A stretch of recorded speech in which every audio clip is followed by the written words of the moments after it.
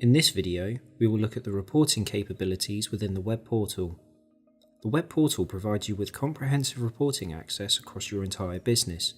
You can run high-level reports across all stores, or drill down to the details and evaluate what products are selling well, when is the busiest time of day, and who is the most productive staff member.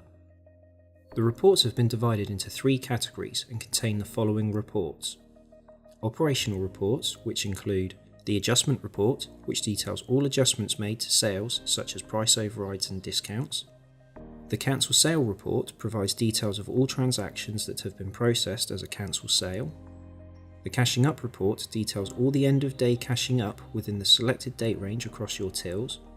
The customer transaction report lists all transactions that have been associated to customers, providing insight into who is buying what. The merchant text report is applicable to customers using the registered text messaging service for appointment reminders.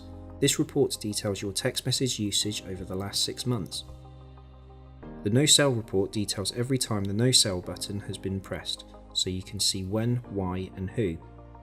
The paid in out report lists all the paid in and paid out transactions, showing when, why, and how much money has been added or removed from the cash drawer. The refunds report lists all the transactions containing a refund, including the reason. The tax report provides a summary of your taxes across transactions by store for each tax rate. The timekeeping report lists all clocking in and clocking out activity amongst your staff. And finally, we have the transaction report. This details every transaction within the selected date range. The sales report category includes the department product report, which provides sales figures of all products sold within the selected departments. The department report provides sales figures for the selected departments. The hourly report provides a sales summary for each hour, showing when your busy periods are. The PLU report, which details how many of each product has sold. The PLU profitability report details how many of each product has been sold, with the addition of a blended markup and margin based on the current buy price, providing you with an approximate profit margin.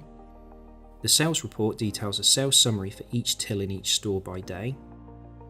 The shift report provides a total sales summary across all selected stores and tills for the selected date range, for example, all sales for the month or week.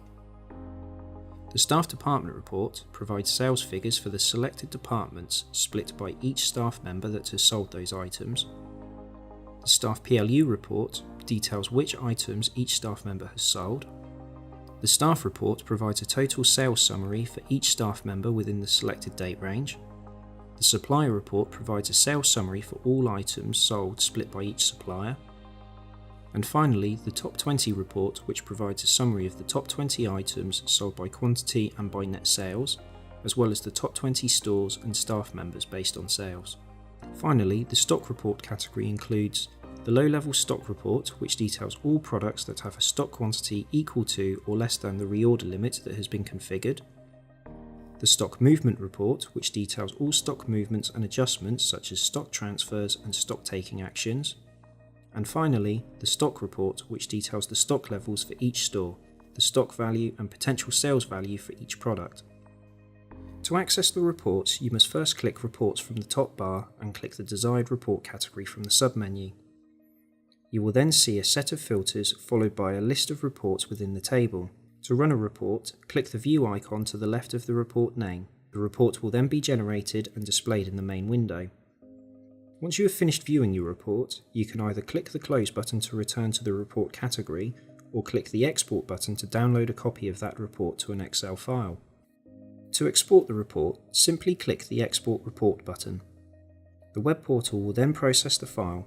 When ready, click the Download XLS button and your file will appear in your Downloads folder.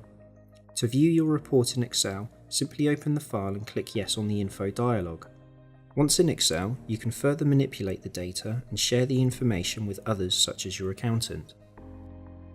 You can customize your reports by applying multiple filters before running the report. The filters available within the web portal include the date, which by default is today, but you can set to yesterday, daily, weekly, monthly, yearly, or a custom date range. Stores, which by default is set to all stores, but can be changed to specific or multiple stores. Devices, which by default is set to all devices, but can be set to specific devices or tills. Departments, which by default is all departments but can be set to specific departments and all departments below it. And finally, suppliers, which by default is set to all suppliers but can be set to specific or multiple suppliers. To apply the date filter, click the word today and then select the appropriate selection from the list. Then click the date and select the desired date range. In this case, monthly and January 2018. To apply any of the other filters, click the arrow next to the filter and click the word selected stores, device, departments or suppliers, in this case departments. The main window will now show two tables. The table on the left is a list of applicable items that can be applied to a filter, and the table on the right is a list of items selected for the filter. To add items to a filter, click the applicable plus icon, in this case Action Toys and Lego. Once you have added your items to the filter, click the close button. It is now just a case of running the appropriate report by clicking the View button. In this example, we will display the Staff Department report for January 2018 for only the Action Toys and Lego departments. Further information on all the web portal reports can also be found in your user manual, and if you still have any questions, please get in touch with your solution provider who will be able to offer further assistance.